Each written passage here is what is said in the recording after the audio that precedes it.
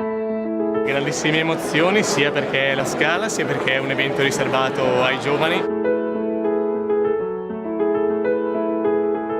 Il Teatro della Scala non ha bisogno di presentazioni anche e soprattutto per il fascino che si ha anche solo quando si entra. La prima emozione è stata entrare. Una bella atmosfera piena di giovani interessati anche a iniziative culturali. È bello vedere i ragazzi della mia età che sono tutti qui e il teatro è pieno. Avere un'occasione di vedere un'opera così importante in una situazione del genere è unica, direi.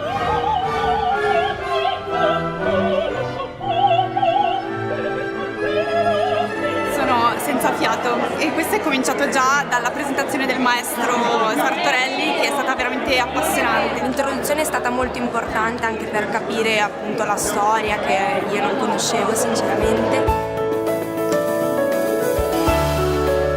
Andrea Chenier è un'opera meravigliosa. È monumentale, da pelle d'oca dall'inizio alla fine. Vissuta dalla platea ancora più intensa. Alcune scene sono state molto toccanti, la scenografia soprattutto spettacolare. Il messaggio della rivoluzione francese è un messaggio ancora attuale. Temi come quello dell'ingiustizia o come quello del dolore è considerato attuale. Uno fra tutti, l'amore, che sia legato alla patria, che sia legato alla persona amata. L'amore è un tema che sarà attuale per sempre. Ci si sente un po' privilegiati, direi, per vedere quello che poi gli altri vedranno soltanto 4 giorni dopo. Si prova l'emozione di essere parte di qualcosa, di avere un dono di cui si può fruire.